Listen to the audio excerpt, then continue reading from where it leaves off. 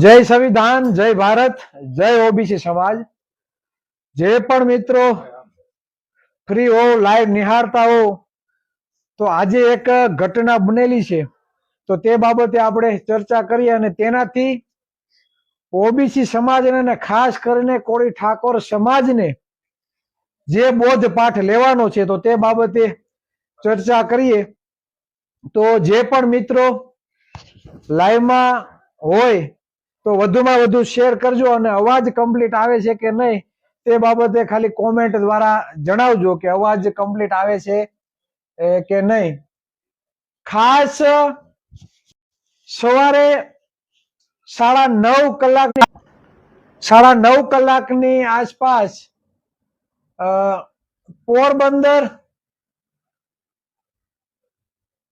पोरबंदर जिल्लाना राणावाव तालुकामांथी एक ठाकोर समाजना मित्रनो फोन आवे छे कोળી समाजना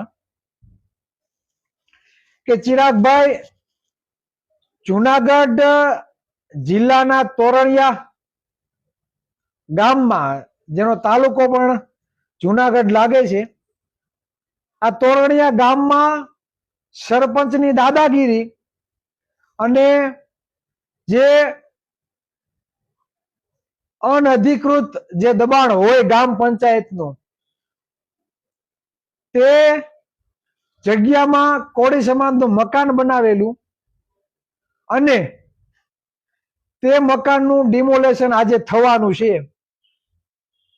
तो आ बाबते तमे कंईक करो एटले अत्यारे जे पण गामडाओ छे ते गामडाओमां क्यांक ने क्यांक खराबानी जमीन उपर दबाण रहेલું હોય છે અને જે ગામ પંચાયત ના દાયરામાં જે જમીન આવતી હોય ને જે અનધિકૃત જમીન ઉપર કબજો હોય તો આ કબજો લગભગ ગામડાઓમાં માત્ર કોઈ એક વ્યક્તિનો હોતો નથી।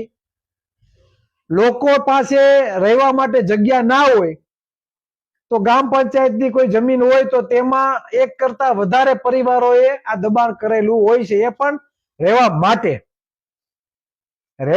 खेडवा माटे नहीं। आ जो खेडवा माटे 10, 15, 20, 25 वीघा वारी लीधी होय अने एमांथी काई आवक थती होय तो कंईक अलग छे पण व्यक्ति पासे रहेवा माटे जमीन मकान नथी अने एणे दबाण करेलुं छे। आवुं कोई एक व्यक्तिए दबाण करेलुं ना होय। दरेक गामडामां तमे जाओ तो कोई वंडी वारेली होय, कोई संडास बाथरूम बनावेला होय, कोई ओटला करेला होय, आवा दबाणो होय ज छे, एमां कोई ना पाडी शके नहीं। दरेक गामडामां आवा दबाणो होय छे अने पछी कोई बी कास्ट होय तेणे आ दबाणो करेला होय। हवे पहेला तो ए के आपणा समाज ना जे पण लोको होय ए कायदाकीय रीते केटला अजाण होय छे, अशिक्षित होय छे, जागृत होता नथी। अने बीजुं ए के ओली कहेवत छे ने के हमारे समाज की हालत पिंजरे में बंद मुर्गों की तरह है। हमारे समाज की हालत पिंजरे में बंद मुर्गों की तरह है। जिसकी बारी आती है वही चिल्लाता है, जिसकी बारी आती है वही चिल्लाता है, बाकी सब दाने चुभने में व्यस्त है। अपने आपणी हालत छे ने समाजनी एवी थई गई, समाजमां जे लोको पर अन्याय थाय ने एटले बराड़ा नाखवा मांडे के अमने आ तकलीफ थई छे, अमने आ तकलीफ थई। बीजा बधा छे ने एनी मस्तीमां होय। એટલે આજે પણ આવું કંઈક જ બન્યું છે। આની પહેલા પણ ઘણું બધું બની ગયું છે, આજે પણ આ જ બન્યું છે। જે પરિવારને અન્યાય થયો છે એ પરિવાર મને અન્યાય થયો છે, મને અન્યાય થયો છે એવા વિડિયો વાયરલ થયો અને બાકી બધા પોતપોતાની મસ્તીમાં વ્યસ્ત છે। બીજી એક વાત હું કહી દઉં કે ઘણી જગ્યાએ એવું બને છે અને લગભગ 90% જે લોકોને અન્યાય થાય છે એમાં 90% લોકો એવા હોય છે કે કોઈ દી સમાજની મીટિંગમાં નથી જાતા, કોઈ દી સમાજ સાથે બેઠ ઉઠક વધારે નથી રહેતી, કોઈ સમાજના વ્યક્તિને તકલીફ પડી હોય તો એની પડખે પણ ઉભા રહેતા નથી. 80 થી 90% લોકો આવા હોય છે કે ક્યારેય સમાજની મીટિંગમાં નથી જતા, સમાજની કામગીરીમાં હાથ નથી પોરવતા, અને ક્યારે પણ મારો સમાજ છે, મારા સમાજનું કાર્ય છે તો મારે સમાજના કાર્યમાં જવું જોઈએ. મારા સમાજના વ્યક્તિને અન્યાય થયો છે, મારા સમાજના પરિવારને અન્યાય થયો છે, મારા સમાજના હક અધિકારની વાત છે તો મારે ત્યાં ઊભું રહેવું પડે. મારાથી બને એટલું ત્યાં મારે મહેનત કરવી જોઈએ. આવી એક પણ બાબતે પોતે હાજર રહેતા નથી. અને જેથી મુર્ગો હલાલ થાય બરાબર, ત્યારે એને સમાજ યાદ આવે છે, સમાજ યાદ આવે છે. એટલે જે લોકો આમાં આવે છે એની વાત કરું છું, બધાએ માથે ઓઢવાની જરૂર નથી. એટલે પહેલી પ્રાયોરિટી પેલા સમાજને આપો, સમાજમાં ભળતા શીખો, સમાજમાં જતા શીખો, સમાજને જ્યાં અન્યાય થાય છે ને ઉભતા શીખો, સપોર્ટ કરતા શીખો. તમે ક્યારેક સમાજના દુઃખમાં ભાગ લીધો હશે, તમે કોઈ પરિવારને મદદ કરી હશે, તમે ક્યાંક બેઠકમાં તમે ગયા હશો, તો તમને જયારે અન્યાય થશે ને ત્યારે તમારી પડખે 10, 15, 20, 25, 50, 500 જણા આવીને ઉભા રહેશે. બરાબર, આ દરેક વ્યક્તિએ બોધપાઠ લેવાને, જેને સમાજમાં જન્મ લીધો, જેને સમાજ હારે કઈ લેવા દેવા નથી, એવા વ્યક્તિની વાત નથી. જેને સમાજ સાથે દિલનો નાતો છે ને એમ હોય કે મને સમાજ પ્રત્યે મને ગર્વ છે, તો સમાજની એક્ટિવિટીમાં ભાગ લેતા શીખો. તો તમને જયારે અન્યાય થશે, ગામમાં, શહેરમાં કે કોઈ બી જગ્યાએ અન્યાય થશે, તો સમાજના વ્યક્તિ તમારી પડખે આવીને ઉભા રહેશે. એટલે જ્યાં સુધી તમે સંગઠિત નહીં થાવ ત્યાં સુધી સમાજ સુરક્ષિત નથી અને તમે પણ સુરક્ષિત નથી. એટલે એક બોધપાઠ એ લેવાની જરૂર છે કે બીજાના ભાણામાં માખી પડી છે તો મારે ઉડાડવી નથી, પણ એ માખી ઉડીને તમારા ભાણામાં આવીને બેસશે એની તમે કલ્પના પણ કરી શકશો નહીં. એટલે ક્યારેય સમાજના કામમાં ગયા ના હોય તો સમાજમાં કરતા શીખશો. ઘરે મેચ જોવી, ઘરે એમને બણગા ઠોકવા, એના કરતા ગામના ચોરે સમાજના લોકો સાથે બેસતા શીખો, તો તમારી પડખે આવીને ઉભા રહેશે. દારૂ પીને કોક હારે બબાલ કરવી વગર કારણની, બરાબર, આવું બન્યું છે એટલે કહું છું. એટલે થોડુંક આ બાબતથી પણ જે પણ લોકો સમાજ સાથે જોડાયેલા છે એને કંઈક બોધપાઠ શીખવાની જરૂર છે કે ભાઈ સમાજમાં બદલાવ લઈ આવવા માટે સમાજને સંગઠિત થવું ખૂબ જ જરૂરી છે. હવે બીજી વાત, જે ભોગ બનનાર છે વિજયભાઈ ડેરવાણિયા અને નાગજીભાઈ ડેરવાણિયાના નામની ગ્રામ પંચાયત દ્વારા નોટિસ આપવામાં આવે છે. પહેલી નોટિસ એને 15 તારીખ 5મા મહિનાની 15 તારીખે આપવામાં આવે છે. બીજી નોટિસ 6ઠા મહિનાની 2જી તારીખે આપવામાં આવે છે. ત્રીજી નોટિસ 6ઠા મહિનાની 16 તારીખે આપવામાં આવે છે. વિચાર કરો, શરૂઆતની 3 નોટિસો ગઈ ત્યાં લગી આ પરિવાર શું કરતું હતું એ મને ખબર નથી. કદાચ કાયદાથી અજાણ હોય, મભમમાં હોય કે મારું કઈ કોઈ બગાડી નહીં લે, 3 નોટિસ આપી. છેલ્લે 21 તારીખે પાછી નોટિસ આપી. પેલા સંડાસ અને દિવાલ પાડી નાખી. પછી 21 તારીખે પાછી એક નોટિસ આપી કે 28 તારીખે અમે આવીએ છીએ, તમારું જીવ હોય તમે લઈ લેજો, બાકી આ મકાન પડી જાય. એટલે આજે 28 તારીખ અને સવારે 10 વાગે જીસીબી બધું ઠાઠું મારી દીધું અને પાડવા આવે ને આપણે કોલ કરે ચિરાગભાઈ આવું થાય છે. તો પણ મને સમાચાર મળ્યા એટલે આપણે કઈ કેબિનેટ મંત્રી તો છીએ નહીં, નથી ધારાસભ્ય, પણ છતાં આપણાથી બનતા પ્રયત્નો કર્યા અને મેં સીધો જુનાગઢ જિલ્લાના જે કલેક્ટર, એટલે આખા ડિસ્ટ્રિક્ટના જે વડા કહેવાય કલેક્ટર, બરાબર, જેટલા પણ સરકારી કર્મચારીઓ છે ને જુનાગઢ જિલ્લાના, બરાબર, એના વડા કલેક્ટર. આ કલેક્ટરને નંબર ગોતી અને મેં ડાયરેક્ટ આ કલેક્ટરને કોલ કર્યો. એનો રેકોર્ડિંગ હું મૂકીશ કાલે. અને કલેક્ટર સાહેબને આપણે એવું કીધું કે તમારા વિસ્તાર જુનાગઢ જિલ્લા તાલુકાના તોરણિયા ગામના સરપંચ દ્વારા, ગામ પંચાયત દ્વારા અમારા કોળી સમાજના પરિવારને નોટિસ આપી અને અનધિકૃત જગ્યા ઉપર જે કબજો છે તે પાડવા માટેની નોટિસ આપેલી છે અને આજની તારીખમાં તે મકાન પાડવાના છે.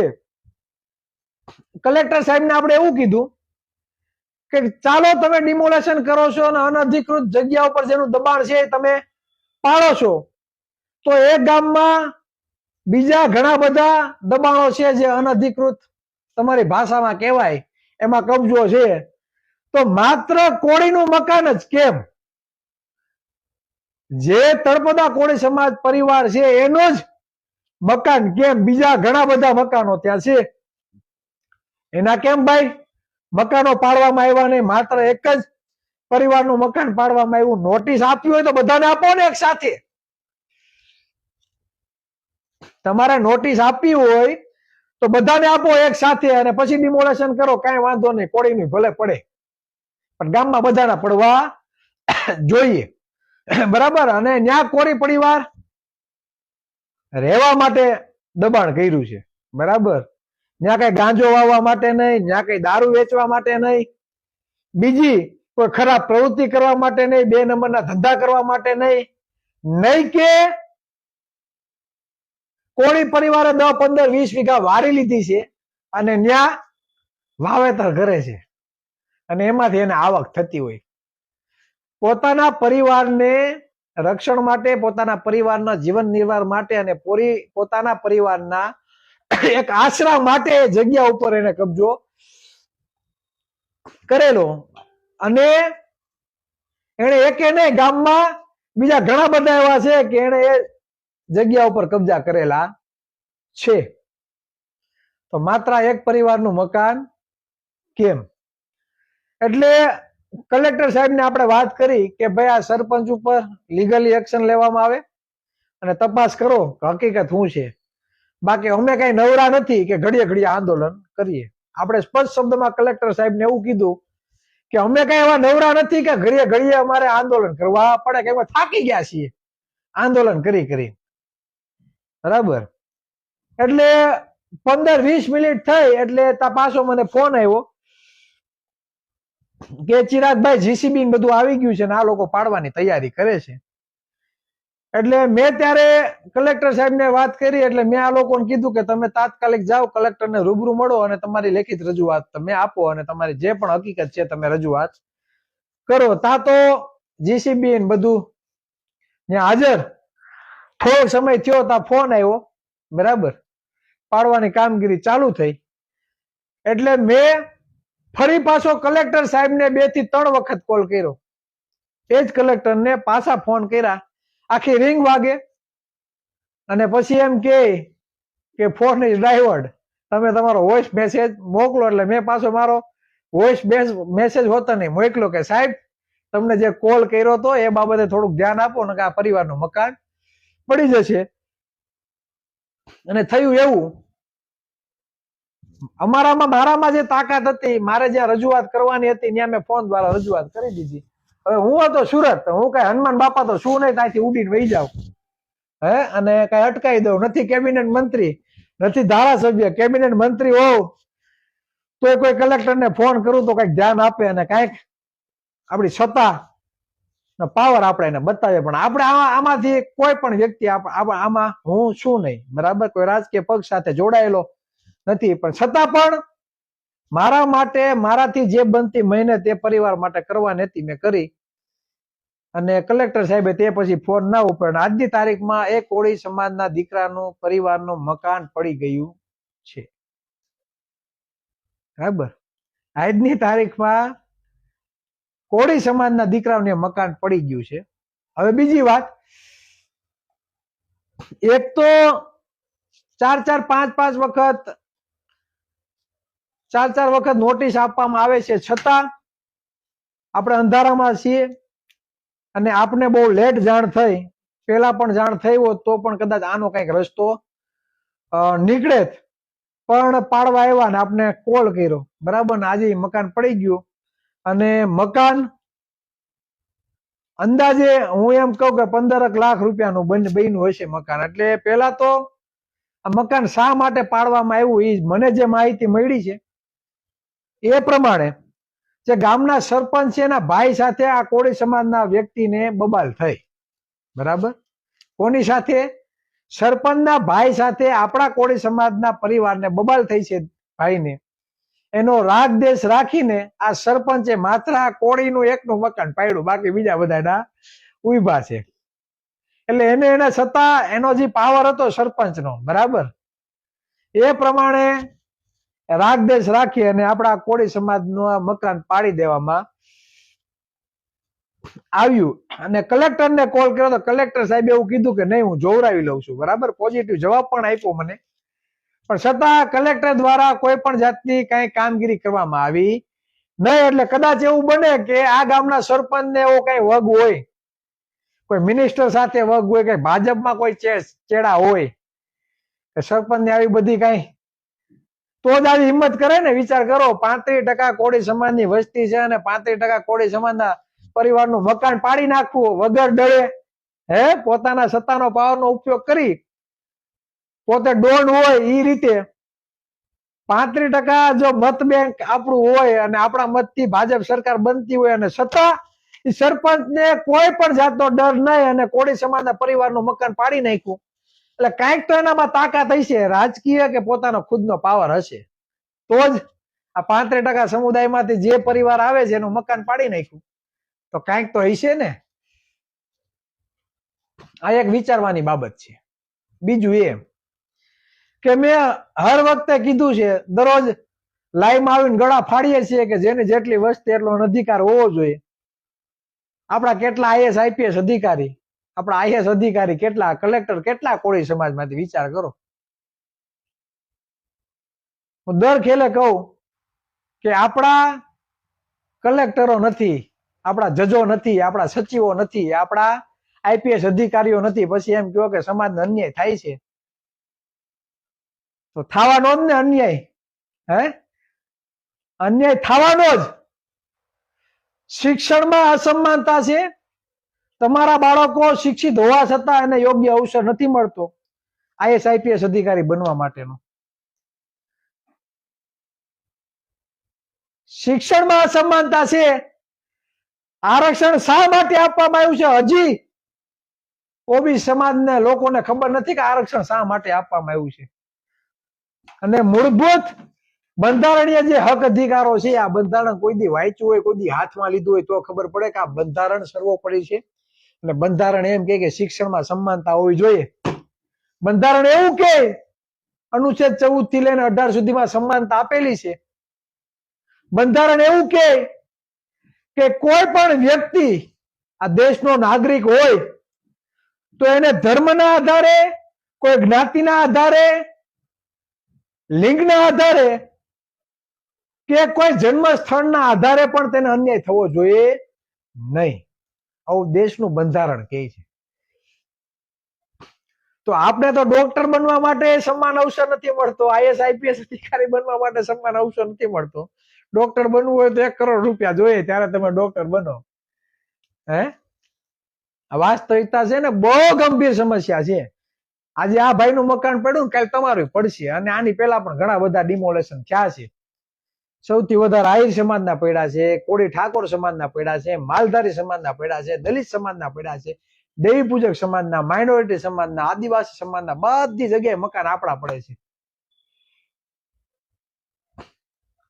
અને આજે પણ જયારે આરક્ષણ ઉપર ઘા થાય છે તો હજી આપણા સમુદાયના લોકો ઘરે એને આરામ ફરમાવે છે, આમ બેઠા બેઠા. જો કલેક્ટર આપણા સમાજનો હોત તો એને તકલીફ થાત કે મારા સમાજનું મકાન પડે છે, અન્યાય તો થવું જ ન જોઈએ. પડે તો બધાના પડે, પણ કોળીનું ન પડે. પડે તો બધાના પડે, પણ માત્ર કોળીનું પડે નહીં. કોળીનું પાડવું હોય તો બધાના પડે. એટલું તો કહી શકે જ ને, જો આપણો કોળીનો દીકરો કલેક્ટર હોત તો શું કેત, પાડો તો બધાના પાડો, ભલે કોળીનું તમારે પાડવું હોય તો પાડો તો બધાને પાડો, બાકી કોઈના ન પડે, એટલો તો ઓર્ડર આપે જ એમ. પણ ઠીક, હવે ત્યાંનો સરપંચ કદાચ કલેક્ટર થી મોટો હશે અને કાંઈક એવી વગ હશે, અને જુનાગઢ જિલ્લાના કલેક્ટર સુધી આ મારો વિડીયો પહોંચાડજો, અને ઓડિયો પણ હું વાયરલ કરી, કેમ કે આપણે એને પહોંચાડવાની માહિતી કે ભાઈ કેમ માત્ર કોળીનું પડે છે, બીજા કોઈનું કેમ નહીં, છતાં પણ એને કોઈ જાતની એક્શન લીધી નથી. એટલે ક્યાંક ને ક્યાંક આ કલેક્ટર સાહેબની પણ કદાચ મેલી ભગત હોય, કદાચ હોય એમ. ગવર્મેન્ટ કર્મચારી પ્રજાના નોકર છે, એટલે બાપ બનવાની કોઈ કોશિશ કરવી નહીં. અને આપણે અજાણ છીએ, અશિક્ષિત છીએ, આપણે કાયદામાં જાણતા નથી, એટલે અધિકારીઓ કોઈ આપણું કઈ સાંભળતા નથી. મને તો એવું લાગે કે આ કોળી સમાજનો ડર જ નથી કોઈને. તમારા માત્ર 35% કોળી સમાજના વોટ બેંક તરીકે માત્ર ઉપયોગ થાય છે. કોઈ અધિકારી કે કોઈ રાજનેતાઓને કે સરકારને તમારો કઈ ડર જ નથી. સરકારને એટલી જ ખબર છે 5-10 ને હાચવી લ્યો એટલે આખો સમાજ હચવાઈ ગયો, બાકી તમે ગમે એટલા અન્ય અત્યાચાર કરો, આનાથી કઈ પાંચ્યું ભાંગે એમ નથી, આનાથી કઈ ડાર્યું થાય એમ નથી. આવું સાબિત થાય, આવું સાબિત થાય. અને ખાસ સત્તા પક્ષના નેતાઓએ મને કદે કહેલું છે, અને મારી પાસે પ્રૂફ છે. શું મને કહેલું છે કે ચિરાગભાઈ અમારું કઈ હાલતું નથી, અમારી પરિસ્થિતિ એવી છે કે કોઈ બોલવા જાય તો હવનમાં જેમ હોમાઈ જાય ને એમ અમે હોમાઈ જાય અમે છીએ. આ વાસ્તવિકતા છે. એટલે પેલા તો આ પરિવારે 2 મહિના ત્યાં નોટિસ આવે છે, પણ નોટિસ ને કઈ સંદર્ભમાં એને લીધી હોય, એક તો એની ભૂલ કહેવાય. અને જ્યારે તમને કોઈ તમારું મર્ડર કરવા આવે ને, તમે કોકને કયો ફોન કરીને, હથિયાર લઈને આવે તમારા સામે ઉભા હોય, પણ તમે ફોન કરો કે એ બચાવો બચાવો, એમ કોઈ બચાવવાનું છે? તમને કોઈક ધમકી આપે કે તને પતાવી દેવાનો છો, તો એના માટેનો રસ્તો કરવો પડે, ફરિયાદ કરવી પડે, એના માટે લડવું પડે.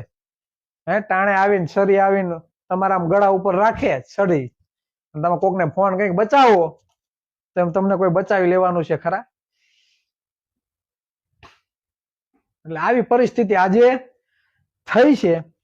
એટલે જાતિવાદનો ભોગ તો બનીએ જ છીએ, બરાબર.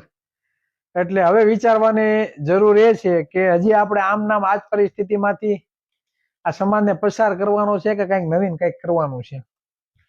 એટલે અમારા તો મગજ છટકી જાય છે, પણ હવે કરવું શું?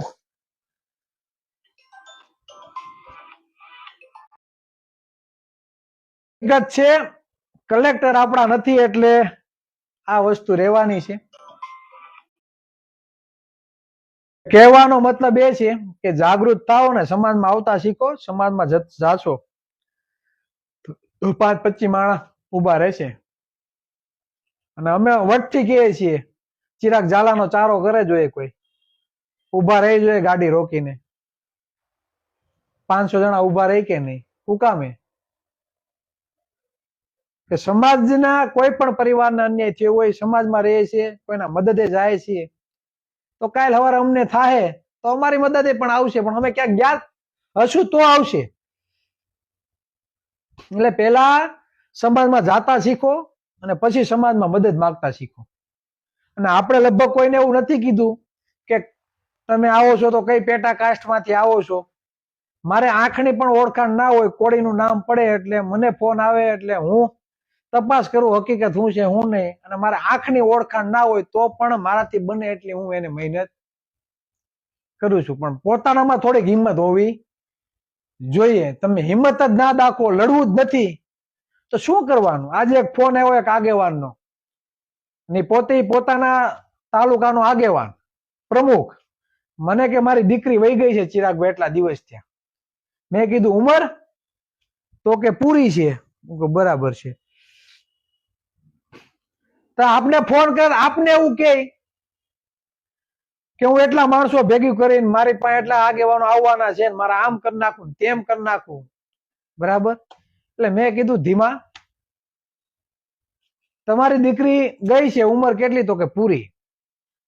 તો એટલા દિવસ ત્યાં તમારી દીકરી ગઈ છે, તો પોલીસ સ્ટેશન માંથી તમને શું રિસ્પોન્સ મળ્યો એમ? તો કે કાંઈ નહીં, કે એના મા બાપને બોલાવ્યા છે પણ હજી દીકરીને હાજર કરી નથી. તો મેં કીધું પેલા એક કામ કરો, પોલીસ સ્ટેશને જઈને બેસી જાઓ પલોઠી વારીને, અને પીઆઈ ને કયો મારી દીકરી જ્યાં લગી સામે નહીં આવે ત્યાં લગી આ પોલીસ સ્ટેશન માંથી ઉભા થવાના નથી, આયા જ હોવાનું છે ને આયા જ જમવાનું છે. તમારી દીકરી ગઈ હોય તો તમે એટલું તો કરી શકો કે ન કરી શકો? પીઆઈ ને કયો કે ભાઈ મારી દીકરી મારા ઘરમાંથી ગઈ છે, હવે એને લગ્ન કરી લીધા, મૈત્રી કરાર કરી લીધા, કદાચ કરી લીધા હોય તો પણ અમને પ્રૂફ આપો. બીજું, કદાચ ચાલો મૈત્રી કરાર કરી લીધા છે કે લગ્ન કરી લીધા છે, તેની મરજીથી થયા છે, એને અપહરણ કરીને લઈ ગયા છે, એને ફોલાવી ફૂસલાવીને લઈ ગયા છે, કે બીજી એન કેન પ્રકારે ટોર્ચર કરીને મારી દીકરીને લઈ ગયા છે, બરાબર? તો તમે શંકા તો જેટલી કરો, જેટલા તર્ક કરો એટલા ઓછા છે. તો અમારી દીકરીને તમે અમારી સામે હાજર કરો, પછી અમે માનીએ કે અમારી દીકરીને અમે પૂછીએ કે ભાઈ બટા તો તારી મરજીથી ગઈ છે, અમારી દીકરી પાસેથી અમારે નિવેદન સાંભળવું છે, એક વખત આમને અમારી સામે હાજર કરી દો, બરાબર? પેલા તો તમે પીએ સામે બોલી શકતા નથી, તમે બેસી શકતા નથી, તમારી દીકરી ગઈ છે. જેટલી પણ સમાજના જે પણ પરિવારોની દીકરી જાય છે ને એના માટે હું કહું, તમારી દીકરી ગઈ હોય તો પેલી હિંમત તમારે ખુદની બનવી પડે. તમે કોક ઉપર જ આશા રાખશો તો કેટલું બેહી જાવ ને પલોઠી વારીને. તમારા વિસ્તારનો પીઆઈ કઈ હાવી દીપડો થોડોક છે? ગવર્મેન્ટ કર્મચારી છે, તમને કઈ ગાળો દે તો એના ઉપર ગુનો દાખલ થાય. તમે હિંમત દાખવો, તો થાય, બાકી કઈ થાય પણ તમારે જ હિંમત દાખવવી નથી, બરાબર? અને માત્ર બીજા ઉપર જ આશા કેટલીક જગ્યાએ તમે રાખશો એમ. એટલે મેં આગેવાનને કીધું કે તમે પોલીસ સ્ટેશન બેહો ને પીઆઈ ને કયો કે દીકરીને હાજર કરાવો પેલા, પછી ભેગું કરવું ને આંદોલન કરવું એ પછીનો વિષય છે. પેલા દીકરીને અમે તો લઈ આવો. અને આવું જ બને છે, ઘરમાંથી દીકરી જાય અને એટલી ખુમારી ન હોય પોલીસ સ્ટેશનમાં બેસવાની, તો તમે કેના ઉપર આશા રાખશો? અને એક અઠવાડિયે એક ફોન આવતો હોય તો ઠીક છે, દરરોજ 1 થી 2 આવા બનાવો બને છે. એટલે આવા બનાવો શા માટે બને છે એના ઉપર ધ્યાન દેવું પડે. અને પોતા ઉપર જયારે અન્ય અત્યાચાર થાય ને પોતા હિંમત રાખવી પડે. પણ માય કાંગલાની જેમ રહેવું, બરાબર? અને વાતું મોટી મોટી કરવી, તો આવું તો બધું તો સેટિંગ નહીં આવે. એટલે જેના ઉપર અન્ય અત્યાચાર થાય તો પેલા પોતે હિંમત રાખવી પડે અને લડવું પડે ખુમારી સાથે. આજે મને એક કોલ એવો આવ્યો, જીપીએસસી માં ફર્સ્ટ રેન્ક સાથે વ્યક્તિ પાસ થયેલો છે, કોળીનો દીકરો, અને કેટલા દિવસ ત્યાં લટકાવેલું રાખેલું છે. એના વિરુદ્ધ કોઈ બીજા કેન્ડિડેટે અરજી કરેલી છે કે તમે એની તપાસ કરો, નામ તેમ, બરાબર? બિચારા નોકરી લટકાવી રાખી છે. એ વ્યક્તિ પોતે કોર્ટમાં પિટિશન હોત ને દાખલ કરી, પણ હજી સુધીમાં કઈ રિઝલ્ટ આવ્યું નથી. વિચાર કરો, જીપીએસસી માં ટોપ, બરાબર, અને માર્ક આવેલા છે, છતાં એની નોકરી પાકી છે, છતાં લટકાવી રાખ્યા. વિચાર રાખો. અને જે લોકો છે એ લોકો એવું વિચારે છે કે વેઇટિંગ વાળાને લઈ લેવો, આ ભાઈને કોળીનો દીકરો છે એટલે લેવો નહીં. આજની તારીખમાં બનાવ છે, અને એ દીકરાને નોકરી મળે એ ભાઈને, બરાબર? એના માટેનો અમે પૂરતો પ્રયાસ કરશું, કઈ રીતે અપાવી માટે શું કરવું. પણ કહેવાનો મતલબ એ કે કોઈ એક વ્યક્તિ દુઃખી નથી, દુઃખી બધા છે, બરાબર? દુઃખી લાગઠ. જે લોકો ભણી રહ્યા છે તે પણ દુઃખી છે, જે લોકો છોકરાઓ ગવર્મેન્ટ સરકારીની નોકરીની તૈયારી કરી રહ્યા છે તે પણ દુઃખી છે. જેને મેડિકલ ક્ષેત્રમાં જવું છે, નીટમાં સારા માર્ક આવ્યા, મેરિટ 1-2 પોઈન્ટે રહી ગયું છે, સરકારીમાં વારો નથી, એ પણ એના પરિવાર પણ દુઃખી છે. જે લોકો પોલીસમાં, તલાટીમાં, અન્ય કોઈ સરકારી નોકરીમાં સર્વિસ કરે છે, પોતાના માદરે વતન જવું છે, બદલી નથી થતી, એ પણ દુઃખી છે. કોઈ નીચલા વર્ગનો જે સરકારી કર્મચારી છે, ઉપલા વર્ગનો કર્મચારી કદાચ ઉચ્ચ જ્ઞાતિનો હોય અને એને માનસિક રીતે ટોર્ચર કરે છે તો પણ એ પણ જાતિવાદનો દુઃખી છે. કોઈને મકાન ભાડે રાખવા જવું, કેવા કોળી, કેવા આહિર, કેવા ભરવાડ, કેવા દેહપૂજક,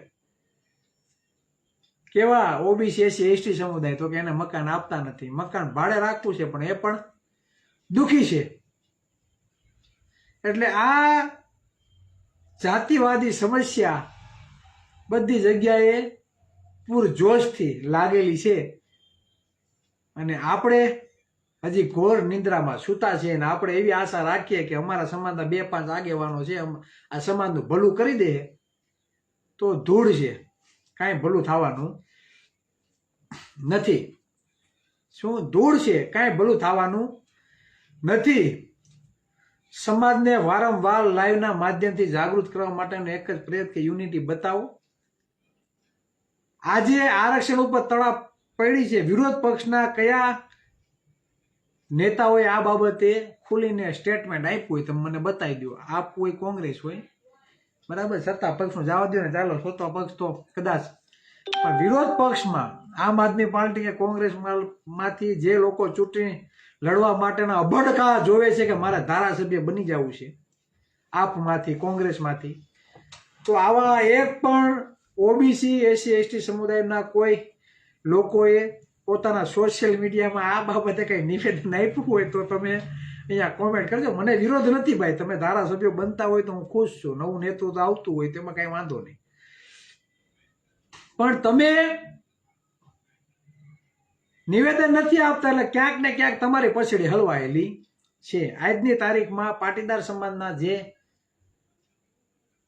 નેતાઓ હતા, જે પાસના કન્વીનર, બરાબર, વરુણ પટેલ, દિનેશ માંભણી, આ બધા સ્ટેટમેન્ટ આપ્યા છે, બરાબર. તો આપણામાંથી એ લોકો ભાજપમાં કામ કરે છે, તમને ખબર છે, વરુણ પટેલ ને આ બધા ભાજપ સાથે જ જોડાયેલા છે.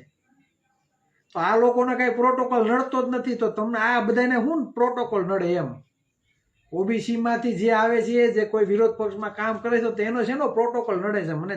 પણ આ સત્તામાં બેઠા તો એને પ્રોટોકોલ નથી નડતો, અને તમે વિરોધ પક્ષમાં જાઓ તો એ તમને પ્રોટોકોલ નડે છે. હે હસમુખ પટેલ, હું તો કહું હસમુખ પટેલનું રાજીનામું માગવું જોઈએ. વિચાર કરો. બહુ બધી ઘણી બધી સમસ્યા છે. આંદોલન તો ઠીક, પણ સત્તા ઉપર કબજો કરવા માટે પ્રયત્ન કરવો પડે. ક્યાં સુધી ભીખ માગશું ન્યાયની? આપો આપો આપો, અને ભીખ માગવાથી માત્ર ભીખ મળે. હું માગવાથી માત્ર ભીખ મળે, અધિકારો ન મળે. અધિકારો જોતા હોય ને તો સામેવાળાની છાતી ઉપર પગ મૂકી ઝૂંટવવાની તૈયાર રાખવી પડે. અને ગાંધીનગર જે સત્તાનું ખેતર છે ને, એની માલિકી બીજા પાસે છે, આપણા પાસે નથી. માલિકી બીજા પાસે છે, આપણા પાસે નથી. આપણે ત્યાં જે જાય છે એ દાડિયા કરે છે. એટલે કંઈક કરવું હોય તો સત્તા ઉપર કબજો કરવો પડશે. બસ વધારે વાત નહીં કહેતા મારી વાતની વિરામ આપું છું. જય સંવિધાન, જય ભારત. આશા રાખું કે પોતાના મંતવ્ય આપો ને અન્ય લોકો સુધી આપણી વાત પહોંચે તેવો પ્રયત્ન કરવા. જય સંવિધાન, જય ભારત.